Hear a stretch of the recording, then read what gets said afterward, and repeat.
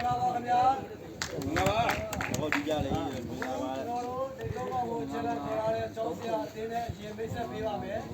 ကျောင်းဆရာအတင်းပါပါဝင်ရှိတဲ့ကျွန်တော်သားမဲ့အာဂါသမားတွေကတော့စောမြတ်မှုကကျောင်းဆရာဖြစ်ပါတယ်ခင်ဗျာဘာသာမှုကကျောင်းတိုင်းဖြစ်ပါတယ်ခင်ဗျာဒီကြပြနေတော့ကိုရှိရရင်တော့ဥဆောင်သွားပါပါခင်ဗျာ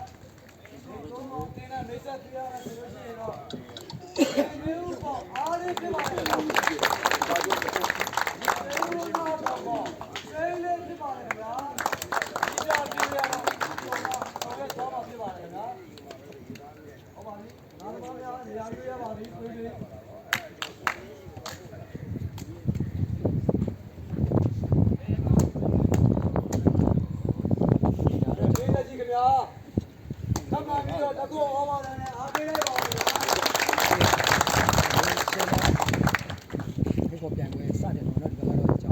ပွဲစပါပြီဗျာနော်ဒီဘက်က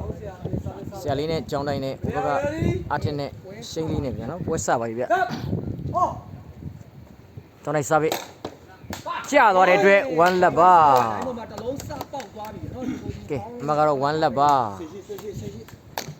ကဲကျောင်းတိုင်းစပြီကတော့မတ်တမစယူသွားပြီအတွက်1လက်ပါ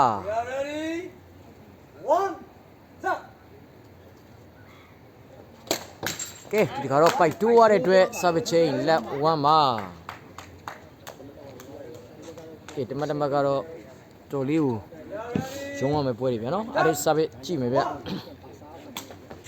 ကဲဂျားချင်းတွေပဲထပ်ပေါက်သွားတဲ့အတွက်1 off ဖြစ်သွားပြီဗျာနော်ကဲအမကတော့1 off ပါ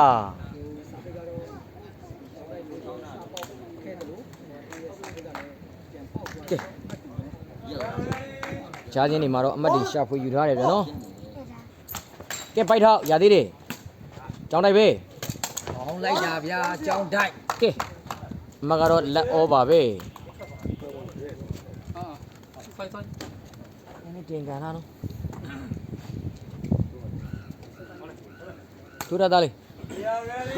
ကဲအမကတော့1 off ဗျာနော်ကဲပိုက်ထဲမှာတစ်လုံးပြည့်ဝင်သွားတဲ့အတွက်အမတ်2-1အမတ်ကတော့2-1ပါကဲစပစ်တရားတွေကတော့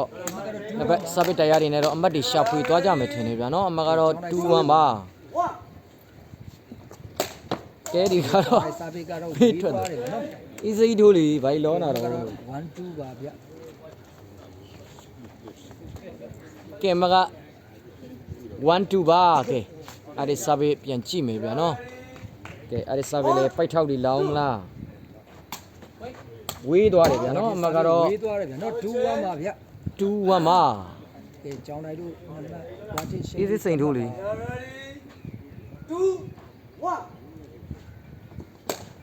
ကဲဖြုတ်ထားတယ်ရသေးတယ်လိုက်တင်ထားတယ်ရှိန်လေးပဲကောင်းပါတယ်ရှိန်လေး1-2ပါကဲအမကတော့1-2ပါ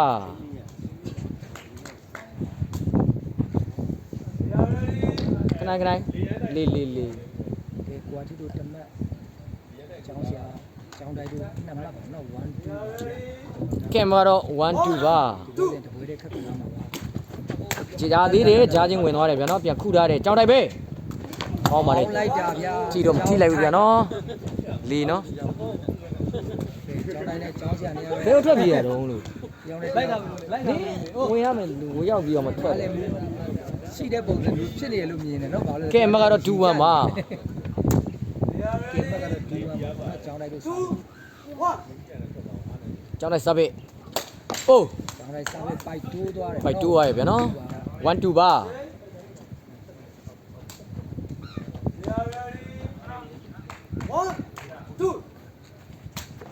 ရသေးတယ်ဝင်ခုထားတယ်ကျောင်းတိုက်ပဲပိုက်တိုးရတဲ့အတွက်အမတ်2 off ပါကြံသွားတယ်ဗျာနော်ဆရာလေးတင်ချင်းတော်လေးကြံသွားတဲ့အတွက်ကဲကွာတီတို့အမတ်ကျောင်းတိုင်းတို့ off ဖြစ်သွားပြီဗျာနော်တူညီသွားပါပြီဗျကဲအဲ့စာပဲထပ်ကြည့်မယ်ဗျဝေးသွားပါတယ်ဟဲ့ကွာတီရဲ့စာပေ line ပေါ်မှာတစ်လုံးပေါက်သွားတဲ့အတွက်အမတ်2ပါနော်3-2ဖြစ်သွားပြီဗျာနော်ကဲစာပေအားတော့ဖြစ်သွားပါပြီညံတော့ကြည့်ရဗျာနော်3-2ရသေးတယ်ဆရာလေးပဲ ကျောင်းတိုင်းကောင်းပါတယ် ဗျာ အမတ်တူ2 3ပါ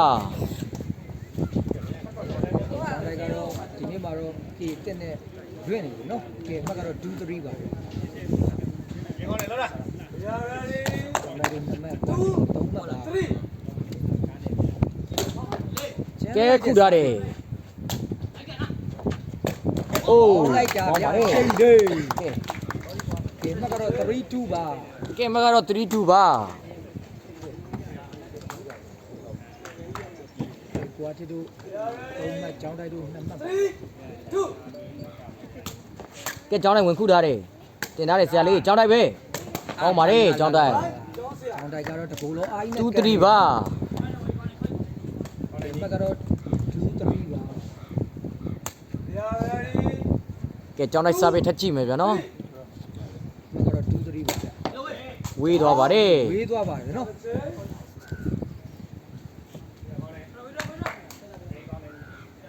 Yeah, ready? ကေအမှတ်ကတော့3 2ပါနော်ကွာတီတို့စားပြီ ရသေးတယ်ပါသွားတယ်ကျောင်းတိုင်းကဲရှင်းလေးပဲကဲမကတော့4 2ပါ ကဲအမှတ်ကတော့4 2ဖြစ်သွားပါပြီကဲကွာတီတို့၄မှတ်ကျောင်းဆရာတို့ကျောင်းတိုင်းတို့2မှတ်ပါဗျာ Yeah, ready? 4, 2. ရသေးတယ်ဆရာလေးပဲဘယ်လေးနဲ့ခုထားတယ်ဗျာနော်ကဲကျောင်းတိုင်းပဲလိုက်ထိထားတယ် ကျောင်းတိုင်းကဲအမှတ်ကတော့2 4ပါ ကဲမကတော့2 4ပါ Yeah, ready? 2, 4. ကျောင်းတိုင်းအိုးစာပေကတော့5 2ရတယ်ဗျာနော် ကဲအမှတ်ကတော့4 2ပါဗျာ ကဲမကတော့4 2ပါ 2မှတ်ပါ 4, 2. ကျောင်းတိုင်းခုထားတယ်ဆရာလေးတင်ထားတယ်ကျောင်းတိုင်းပဲကောင်းပါတယ်ကျောင်းတိုင်း လာကျောင်းတိုင်းရဲ့ကန်ရင်းပျောက်လွန်းနေပြီနော်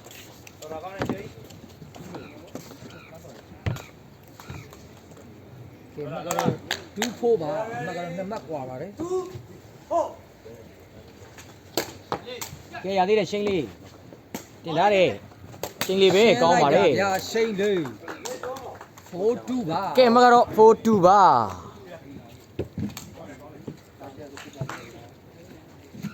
ကွာတီတို့၄မှတ်ကျောင်းတိုင်းတို့2မှတ် 4, 2. ကဲခုမလို့နဲ့ဂျာချင်းတစ်လုံးပေါက်သွားတဲ့အတွက်5 2ဖြစ်သွားပြီဗျာနော် ကဲကျောင်းဆရာတို့တားရောက်ခေါ်ရပါတယ်5 2ပါ minute နားမယ် ကဲမကတော့5 2ပါ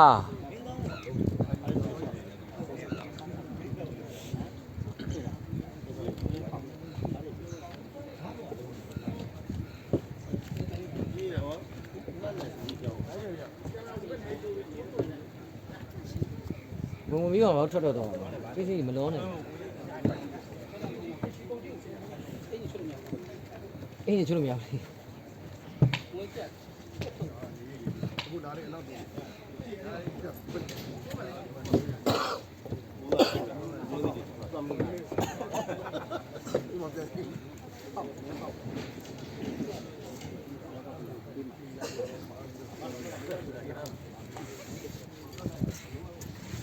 ကဲမကတော့5 2ဗျာနော်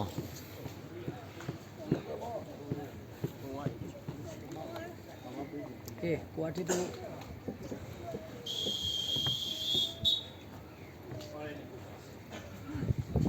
ကဲအမှတ်ကတော့5 2ဖြစ်သွားတယ်နော်ကွာတီတို့5မှတ်ကျောင်းတိုင်းကျောင်းဆရာ2မှတ်ပါဗျာနော်5 2ပါ ကဲရတဲ့စာပေထက်ကြည့်မယ်ဗျာနော် 5, 2. ကြာသွားပြန်ပြီ သွားပြန်ပြီဗျာ စစ်တူးဖြစ်သွားပြီဗျာနော် သွားပါဗျာကဲကွာတီရဲ့စာပစ်တွေကတော့တော်တော်ကြီးကိုဒီကြကောင်းမလွန်နေတယ်နော်စစ်တူးဖြစ်သွားပါပြီ Yeah, ready? 6, 2. ကဲဒီကတော့ပိုက်တိုးရတယ်ဗျာနော်2 စစ်ပါ Yeah, ready? 2, 6. ကဲရသေးတယ် ကြဗျာ ရှင်းလေးပဲကောင်းပါလေရှင်းလေး ဗျာရှိန်လေး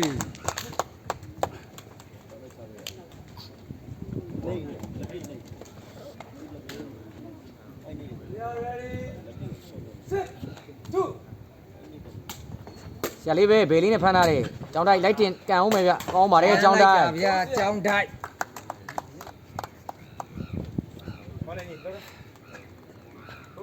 ကဲအမကဒုစစ်ပါ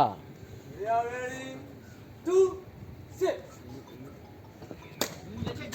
ကဲကျောင်းတိုက်စားပြီးပိုက်မကြော်လိုက်ဘူးဗျာ ဟေးဒါလေး We are ready. အေးဟုတ်တယ်လေရအောင် 2. စစ်တူပါ အေးဟုတ်တယ်လေ ကောင်းလိုက်တာဗျာကျောင်းတိုက် ယူကော့ပြီဗျာ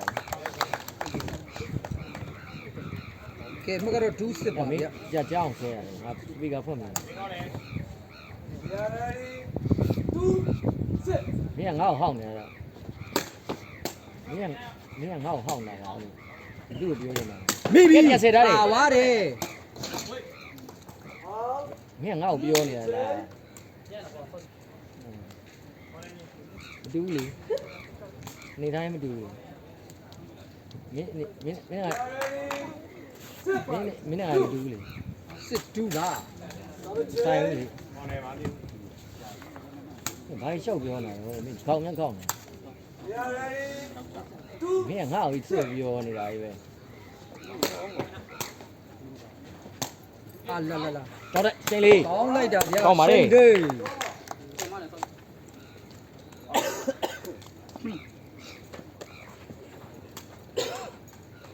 ကဲမကတော့စစ်တူပါဗျာ We are ready. Sit. 2. စစ်တူပါကျောင်းတိုင်းဝင်ခုထားတယ်ဆရာလေးပဲကျောင်းတိုင်းကောင်းပါလေ လိုက်တာဗျာကဲမကတော့ဒူးစစ်ပါနော် ဒူးစစ်ပါ နံပါတ်ဒီဘက်ကကွာတိတ်ရှိတ်လေးတို့6မှတ်ပါဗျာ We are ready. 2. Sit. ဆရာလေးတယ်ရှိန်လေးခုထားတယ်အဲ့ဒီလိုက်တင်ထားတယ်ရှိန်လေးပဲအတူလေးကောင်းတယ်ဗျာနော် ဗျာ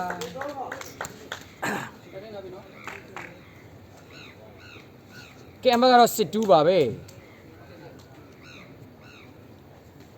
We are ready. Sit. 2. မကတော့စစ်တူပါဗျာ ဆရာလေးတယ်လိုက်ခုထားတယ် အာလာလာလာ ဘေးကြီးနဲ့တင်ထားဗျာနော်အာ လိုက်ကချင်းဝေးသွားတယ်ဗျာနော်7-2 7-2ပါ ကဲမကတော့ငါမတီတီကွာဟသွားပါပြီ ကဲအမကတော့7-2ပါ ကဲကွာတီတို့ရှိန်လေးတို့ခဏမှတ်ကျောင်းစရာကျောင်းတိုင်းတို့2မှတ်ပါဗျာနော်7-2ပါဗျာ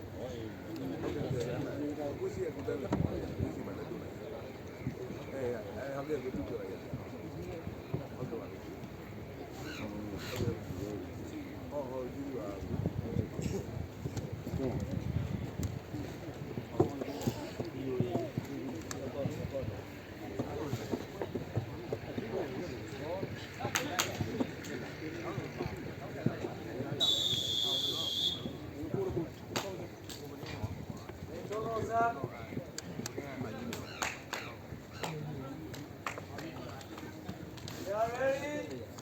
7-2. 7-2ပါ ကဲပိုက်မကြုံဗျာနော်ကဲအမကတော့27ပါကဲကျောင်းတိုင်းစာပေထပ်ကြည့်မယ်ဗျာနော် We are ready. 2. 7. ကဲပိုက်ချက်တစ်လုံးပေါက်သွားတဲ့အတွက်37ပါ ဖြစ်သွားပြီနော်ကျောင်းတိုင်းစာပေကတော့တကယ်ကိုဒုံးကြည့်လာပဲဗျာနော်အရင်ကမြန်တော့နော် We are ready. 3. 7. ကဲမကတော့37ပါဗျာ ကဲကျောင်းတိုင်းစာပေအမှတ်2မှတ်ရှာဖွေထားတဲ့အတွက်47ဖြစ်လာပြီဗျာနော်ကဲအမှတ်တွေတော့လိုက်လိုက်ပြီဗျာနော်ကဲနောက်ထပ်စာပေတစ်လုံးထပ်ကြည့်မယ်ဗျာနော်ကျောင်းတိုင်းစာပေ We are ready. 4. 7. ကဲမကတော့47ပါ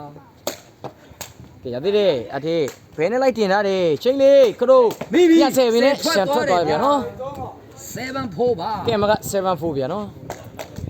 ကဲကွာတီတို့9မှတ်ကျောင်းတိုင်းတို့4မှတ်ပါနော်မကတော့3မှတ်ကွာဟာနေပါတယ် 4. ကျောင်းတိုင်းဝင်ခုထားတယ်ကျောင်းတိုင်းပဲကောင်းပါလေကျောင်းတိုင်း ကျောင်းတိုင်း7447ပါဗျာ ကဲမကတော့47ပါကဲကျောင်းတိုင်းစာပေထပ်ကြည့်မယ်ဗျ We are ready. 4. 7. 47ပါ ဖြုတ်ထားတယ်ဖြုတ်ချင်းတစ်လုံးပောက်သွားတဲ့အတွက်5-7ဖြစ်သွားပြီဗျာနော် ရှေ့မှာတစ်လုံးပေါက်သွားပြီဗျာနော်ဟိုကလိုက်ဆယ်တဲ့နေရာမှာမမြင့်တမီဖြစ်သွားပြီနော်ကျောင်းတိုင်းကလည်းတောက်ချောက်အပြင်းနေထိုးလာတဲ့ဒီဂိမ်းကြောင့်မှဖတ်သွားပြီနော် ကဲမကတော့ ဒီမှာကတော့ 5-7 7ပါကျန်လိုက် ဒီ တဲ့ လေ စာပဲ လိုက်တင်ထားတယ် ကဲကျောင်းတိုင်းစာပေချိန်လေးဒီမှာတစ်လုံးပေါက်7ဖြစ်သွားပြီနော် 7မှာ စာပေကတော့တော်တော်ကြီးကို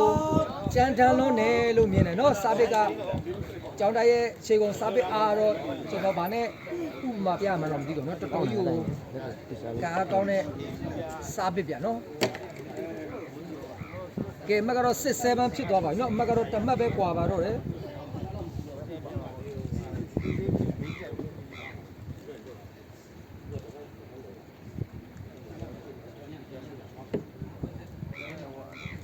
လောနဲ့လေလက်ကိုအေးသေးစိတ်ကြိုက်တယ်ပြည့်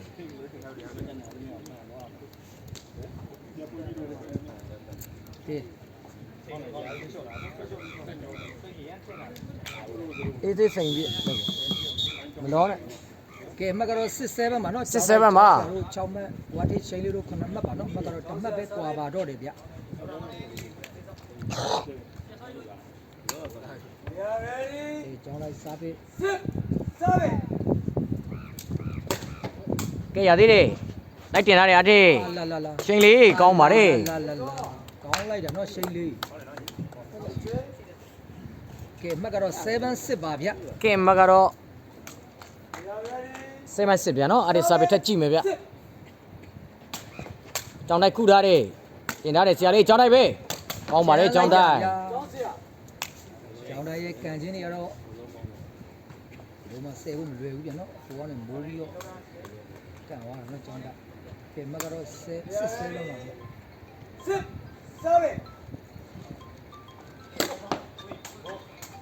7 ဝေးသွားပါတယ်ကဲ ဝေးသွားတယ်နော် အာရနင်းတော့အာရင်ပုံဗျာနော်ကဲမကတော့7-8ပါ ကဲကွာဒီလိုရှိန်လေးတို့9မှတ်ကျောင်းတိုင်းကျောင်းဆဲ6မှတ်ပါ 7 ကဲပိုက်တူးရတယ်ဗျာနော် တိုက်တူးသွားပါနော်ကဲမကတော့6-7ပါဗျကဲတိုင်းအောင်ခေါ်ရပါတယ်ကျောင်းဆရာတို့ ရောရှိရဒါလေး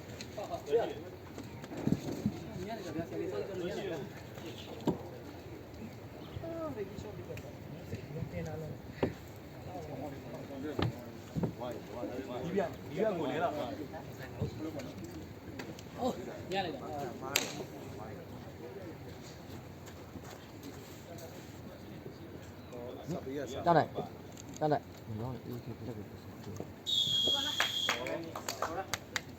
စိန်လက်ကိုစိန်ပြ ဆရာစားပဲ ကဲမကတော့6-7ပါနော်ကျောင်းတိုင်းတို့6မှတ်ဝါတိရှိန်လေး9မှတ် 7 ကိုကောင်းပါတယ်ကဲအမှတ်တူ7 over ဂျာဂျင်တစ်လုံးပောက်သွားတဲ့အတွက်အမှတ်တူ7 over ကျောင်းတိုင်းရဲ့စာပေတိုက်အားကြီးကတော့တော်တော်ကြီးကိုကြောက်စရာကောင်းတယ်လို့မြင်တယ်နော် ကဲကျောင်းတိုင်းအမှတ်ထက်ရှာဖွေမလားထက်ကြည့်မယ်ဗျာနော် ဖြစ်သွားပြီဗျ ဝေးသွားပါတယ်ကဲဒီကတော့ကျောင်းတိုင်းစာပေဝေးသွားတဲ့အတွက်အမှတ်တူ7 over မှန်စာရခတ်တဲ့စာပေတွေနော်ကျောင်းတိုင်းစာပေကဲအမှတ်တူပါပါ7 over ကျောင်းတိုင်းခူထားတယ်ဇာရီလိုက်တင်ထားတယ်ကျောင်းတိုင်းပဲကဲရှန်ထွက်သွားတယ်ဗျာနော်ကဲမိပြန်လေ အမှတ်တူ7 over ကဲအမှတ်တူ7 over နည်းနည်းလေးရှိရနော်လေးရှိရနော်လက်မြောက်လို့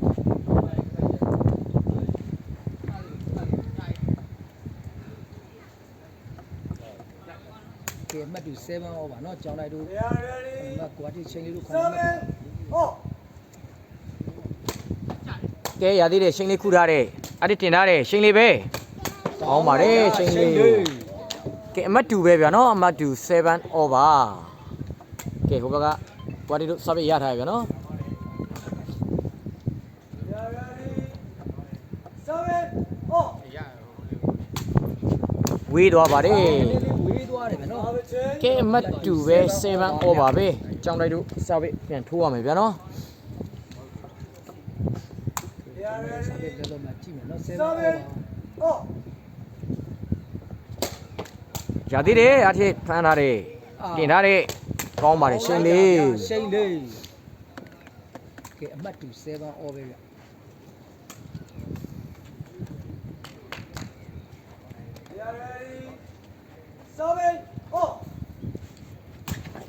ကဲဂျာချင်းရသေးတယ်ဆရာလေးခူးထားတယ်ကြောင်းတိုက်ပဲ ကောင်းပါတယ် ဗျာကြောင်တိုက်7 all ပါဗျာ ကဲမတ်တူ7 over ကြောင်တိုက်တို့ကွာဖြစ်ရှိန်လေးတို့9နံပါတ်နဲ့အမှတ်တူညီနေတယ်နော်တကယ်ကို ကြည့်တာလားချင်းကြည့်တာလားဟုတ်ကြည့်တာကဲအမှတ်တူ7 all ပါဗျာ အဲ့ဒီဘာလာကြည့်ရလဲ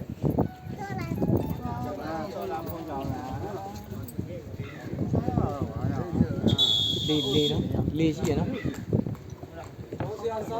ကဲကြောင်တိုက်တို့စားပြီးပွဲပြန်စပြီနော်ကဲအမှတ်တူ7 all ပါ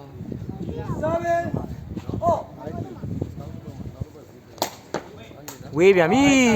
ကြောင်းနဲ့စားပြီးဝေးသွားပြန်ပြီဗျာနော် အမှတ်တူ7 all ပဲဗျာ ကဲမတ်တူ7 all အဲ့ဒီစားပြီးကြည့်မယ်ဗျာနော်ရလေးပဲဂျာချင်းတစ်လုံးပောက်သွားတဲ့အတွက်87နဲ့ပါကွင်းချင်းသွားပြီဗျာနော် ညာလိုင်းထဲမှာတစ်လုံးပေါက်ပြီးတော့87နဲ့ site chain သွားပါဗျာနော်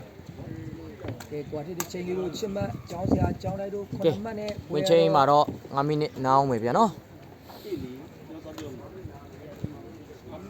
ကဲတော့9မိနစ်နားပါပဲနော်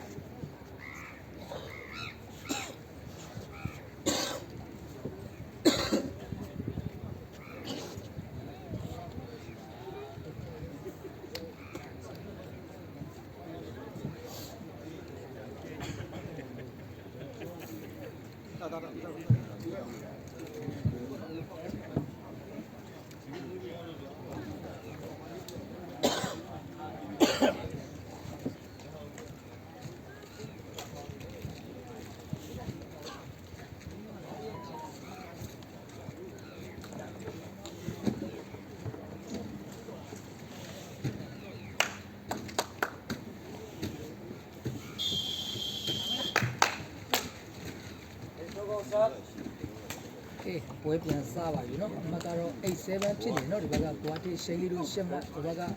ကျောင်းတိုင်းတို့ကျောင်းဆရာတို့9မှတ်နဲ့အမှတ်ကတော့1မှတ်ပဲကွာပါပဲ87ပါဗျကွာတီစားပဲကျောင်းဆရာဘယ်လိုင်းထဲမှာနည်းနည်းလေးဝေးသွားတယ်เนาะ7 8ပါ ကဲမကတော့7 8ပါကဲကြောင်းလိုက်စားပြီးကြည့်မယ်ဗျာနော်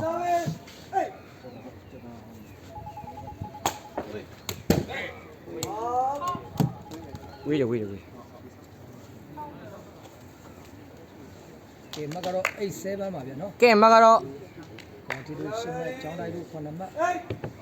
87မှာကဲကြောင်းလိုက်ဝင်ခုထားတယ် တင်ထားတယ်ကြောင်းတိုက်ပဲ အာလာလာလာ ကောင်းပါလေ ကျန်လိုက်တယ်ဗျာကြောင်းလိုက်ကန်ကြီးနော်ကဲမကတော့7 8ပါ ကဲမ7 8ပါ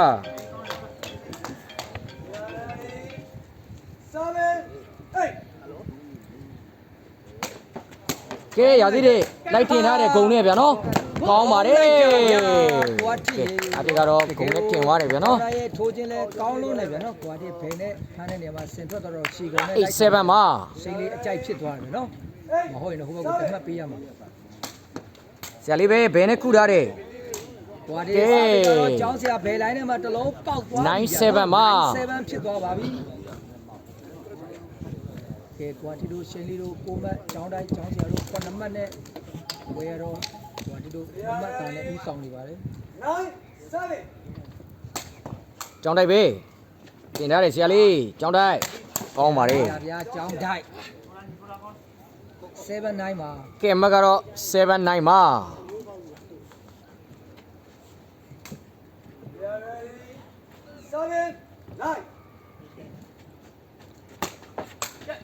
ကဲခုထားတယ်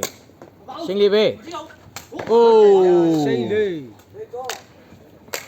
ရှိန်လေးချမ်းလွင့်တယ်နော်7997ပါနော် ကဲမကတော့97မှာကဲဒီဘက်အတီတို့ကတော့2မှတ်အသာလေးယူထားတယ်ဗျာနော်ကဲကြောင်းလိုက်ဝင်ခုထားတယ်တင်ထားတယ်ဆရာလေးကြောင်းလိုက်ပဲကဲရှန်ထွက်သွားတယ်ရှစ်ဆိုင်ဆိုဆယ်လိုက်တယ်ဗျာနော်ရှန်ထွက်သွားတဲ့အတွက်79မှာ ကျောင်းတိုင်းကတော့ကဲမကတော့79ပါဗျာ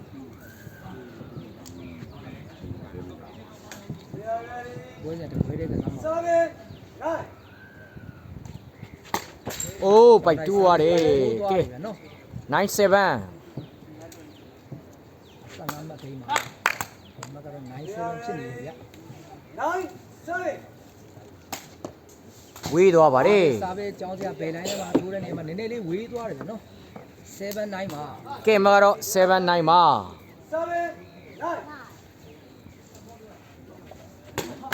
အိုး စားပဲပိုက်တိုးသွားပြန်တယ် တူရတဲ့အတွက်97ဗျာနော်စာပချင်းကဲဒီကတော့ရှင်းလေးစာပပြောင်း ရှိန်လေးပြောင်း ပြောင်းဖို့မယ်ဗျာနော်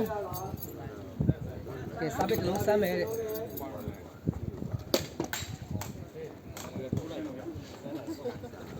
ကဲရှိန်လေးရဲ့စားပဲတွေလုံးမလားကြည့်မယ်ဗျာနော်97ပါဗျာ 97မှာကဲရှင်းလေးစာပပိုက်တူရတဲ့အတွက်စာပချင်းကြောင်းလိုက်လို့စာပဗျာနော်79မှာကဲအမတ်ဒီလိုက်ကပ်ဖို့ ဘက်ကတော့7 ဗျာ နော် နော် နော်ကျောင်းတိုင်းတို့9 ကဲကြောင်းလိုက်စာပကြည့်အောင်မယ်ဗျ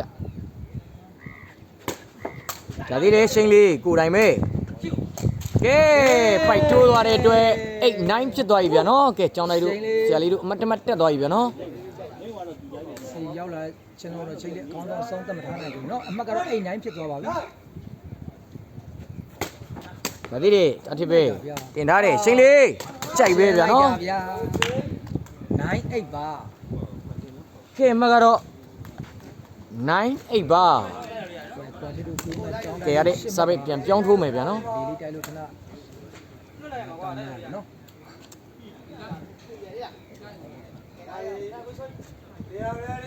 ကဲမကတော့98เนาะကွာလီတို့ကိုကျောင်းတိုင်းကိုရှင်းပါ ကဲရသေးတယ်ဆရာလေးတင်ထားတယ်ကြောင်းတိုင်းခရိုးကဲပြန်ဆယ်ထားတယ်ကဲဖွားပုတ်ထားတယ်ရသေးတယ်ကြောင်းတိုင်းပဲကဲပြန်ဆယ်ထားပြန်ပြီပြန်ဆယ်ထားပြန်ပြီလိုက်တင်ထားတယ်ကြောင်းတိုင်းခရိုးကောင်းပါလေ ကျောင်းတိုင်း ကဲဆယ်ချင်းနေနဲ့ ဟဲဟိုနှစ်ဖက် တော်မြိုင်နေဗျာနော် ဒီနေ့တော်တော်ကြီးကိုကောင်းသွားတယ် ဘက်ကလုံးတယ်ဗျာ ဒီနေ့တော့ကဲမကတော့89ပါဗျာ ကဲမကတော့အိမ်တိုင်းပါ ကဲကွာတီတို့လည်းကောင်းသလိုကျောင်းတိုင်းတို့ကျောင်းဆရာတို့ကလည်းပိုကောင်းသွားတယ်လို့မြင်တယ်နော်ဒီတော့ကတော့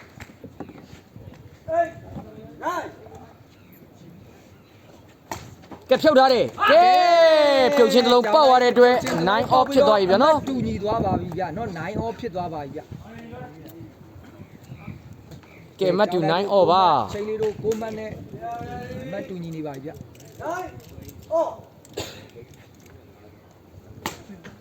ဒါသေးတယ် အာလာလာလာလာ ရှင်းလေးကောင်းပါလေရှင်းလေး ချိန်လေးမတ်တူ9 off ပါ ကဲအမတ်တူ9 over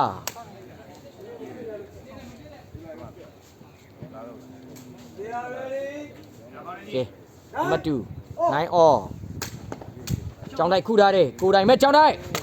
ကောင်းပါတယ်ကြောင်းတိုက်ကိုတိုင်မဲ့ဗျာနော် အမှတ်တူ9 over ကဲအမတ်တူ9 over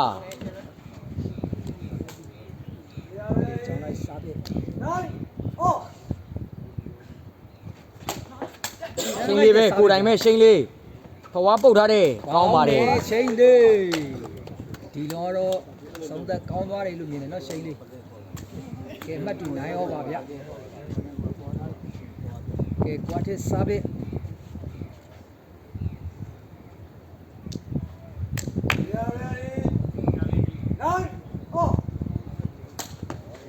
ဝေးသွားပါတယ် စားပြနည်းနည်းလေးဝေးသွားတယ်ဗျနော်ဂျာချင်းထိုးတာကောင်းပါတယ်ဗျာတို့မဲ့လည်းနည်းနည်းလေးဝေးသွားတယ်ဗျနော်ကဲတိုင်းရောက်ခေါ်ရပါတယ်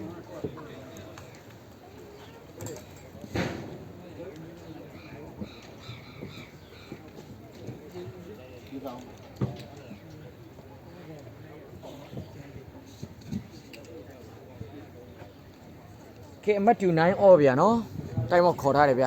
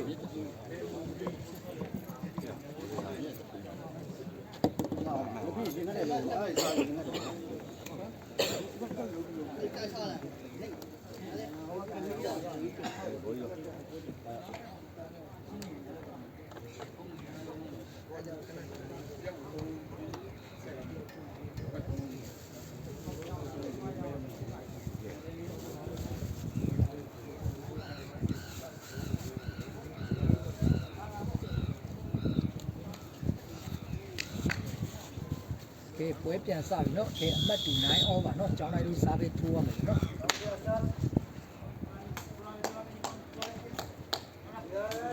ကဲကျောင်းလိုက်စားပေးပွဲပြန်စပြီဗျာနော်ကျောင်းလိုက်စားပေးကြည့်မယ်ဗျ9 over ဝေးသွားပါတယ် ဝေးသွားပါတယ်ကဲအမှတ်တူ9 over နော်ကွာတီလို့စားပြ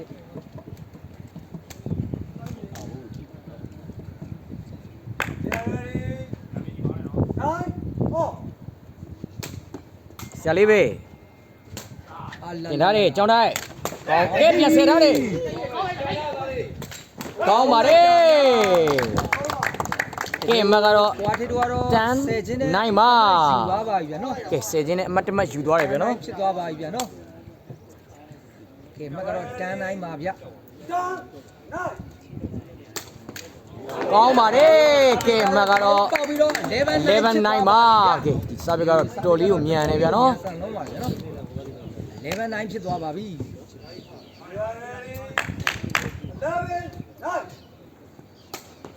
ဝင်ခုထားတဲ့ကျောင်းတိုက်ပဲတင်ထားတဲ့ အာလာလာလာ ကြာသွားတယ် ဗျာ9 11ပါ ကဲမကတော့9 11ပါ ကဲကျောင်းတိုင်းတို့ကိုမတ်ကွာတီချင်းလေး17မှတ်နဲ့ကွာတီတို့နမတ်သားနဲ့ဦးဆောင်နေပါပြီ ဝေးသွားပါတယ် ကျောင်းတိုင်းစားပဲနည်းနည်းဝေးသွားတယ်ဗျာနော်11 9ပါ 11 9ပါ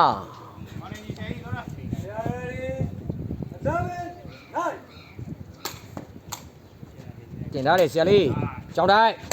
ဘေးပြန်ဆယ်ထားပြန်ပြီရှိန်လေးကောင်းပါတယ်တွဲနိုင်ပါ တိုင်းဖြစ်သွားပြီနော်ကန်လို့မရဘူးဗျာနော်ကွာတီစီကိုတော့တကယ်ကိုမကြောက်ဘူးဗျာနော်သူတဝိုက်ကြောက်လို့ရှင်တော့ကျောင်းတိုင်းကန်ကျိုးတော့တလုံးဆယ်ပြီးတမတ်ယူပါပြီနော်တကယ်ကိုအနေစုံနဲ့ရောက်တဲ့ချိန်မှာဒီအလုံးကတော့တော်ကြီးကိုချိုးချိ ကဲဆယ်ချင်းနေနဲ့အမှတ်တွေရှူထားပြီဗျာနော်ကဲအားရစာပေထက်ကြည့်မယ်ဗျာနော်တွဲနိုင်ပါကြာသေးတယ်ဆရာလေးပဲဘယ်နဲ့ခုထားတယ်တင်ထားတယ်ကျောင်းတိုက်ပဲ ကောင်းလိုက်တာဗျာကျောင်းတိုက်ဒါကသူရဲ့အလုံးကွာတီ10ရကောင်းလားဆိုပြီးတော့ 10ကွာဆိုချက်ကန်ပါနော် မျက်နှာကြီးမီပါ ကဲမကတော့9တွဲပါဗျာ ကဲဘက်ကတော့9တွဲပါ ကြည့်တော့ကြည့်လိုက်မှားပါ ရသေးတယ်ချိန်လေးပြီတင်ထားတဲ့အထိတူလေးကောင်းနေဗျာနော် ကျန်းလိုက်တာဗျာရှိန်လေးတွဲ9ပါ တွဲနိုင်ပါ ဝါဒီစနမကျောင်းတိုင်းတို့9မှတ်ပါ ရသေးတယ်ဒါမျိုးရှက် ကဲကိုအဒီစားပဲတလုံးပေါက်ပြီးတော့ဟုတ်9ဖြစ်သွားပါ ကဲမကတော့ဟုတ်နိုင်ပါ ကဲမှကတော့ဟုတ်9ဖြစ်သွားပါပြီနော်15မှတ်ဂိမ်းပါဗျာကဲကိုအဒီတို့73မှတ်ကျောင်းတိုင်းတို့9မှတ်ပါဗျာ ကောင်းမြန်ပြီကြောင်းလိုက်ရဲ့ညာလုံးထဲမှာတော့စပစ်လုံးထက်ရှာဖွေသွားတဲ့အတွက် 0.9 ဖြစ်သွားပြီဗျာနော် သွားတယ်လို့မြင်တယ်နော် 0.9 ဖြစ်သွားပြီဗျာနော်ရဲကိုမြန်ဆန်လုံးနဲ့စားပြီဗျာနော် 0.9 ပါ ကဲဒီကတော့ပိုက်တိုးရတယ်ဗျာနော် ကျိုးသွားပါတယ်ဗျာနော်9 point ပါ 9 point ပါ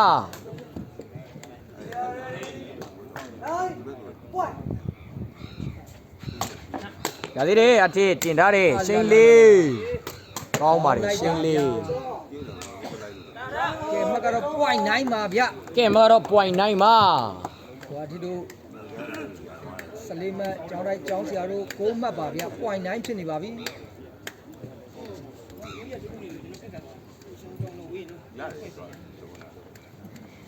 ကဲ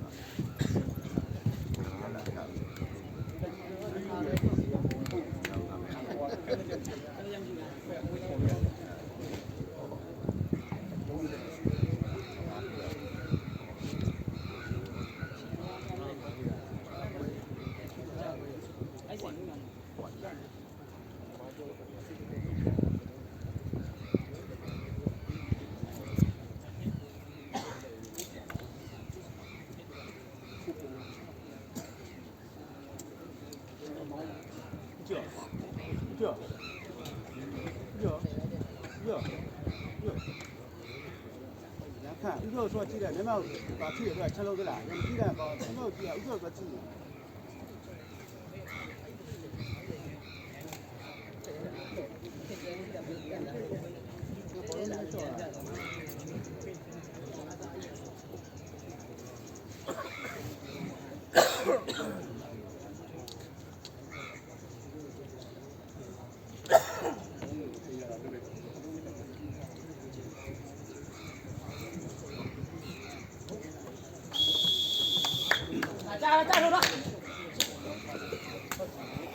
ကဲတလုံးဂိမ်းဖြစ်နေပြီဗျာနော်အမကတော့ ကဲဟိုအဒီတို့စလေးမကျောင်းတိုင်းကျောင်းဆရာတို့9မှတ်ပါနော် point 9ပါဗျာဟိုအဒီစာပေ ကဲအဲ့ဒါစားပြီဗျာနော်ကဲဆရာလေးခူထားတယ်ကြောင်းလိုက်ပဲကဲပိုက်တိုးသွားတဲ့အတွက် ပိုက်ကျိုးသွားဖြစ်တဲ့အတွက် 15မှတ် 15မှတ်9မှတ် ကိုမန်နဲ့အဲ့ဒီစင်လေးတို့ကအနိုင်ရရှိသွားပါတယ် ကျောင်းဆရာတို့တော့အနိုင်ရရှိသွားပါတယ်ကဲလိုင်းမော်ကြည့်ကြရတဲ့ဝါမနာချင်းကြီးကိုလည်းဒီပွဲလေးကိုကြည့်ကြတဲ့ကိုယ်နဲ့ဆက်မယ်လို့ပြောနော်